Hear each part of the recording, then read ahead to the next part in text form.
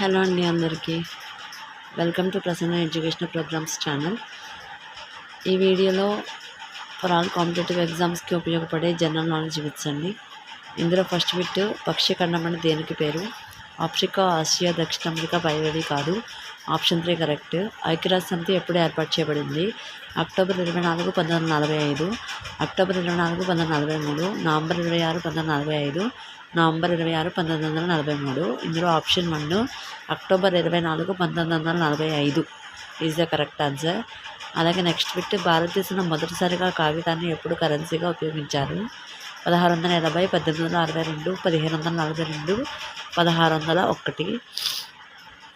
Okay, భారతదేశంలో మొదటిసారిగా కాగితాన్ని ఎప్పుడు ఉపయోగించారంటే 1542లో. ఆప్షన్ 3 అండి. అలాగే నెక్స్ట్ జీకే గోఖలే ఎవరిని తన గురువుగా అంగీకరించారు?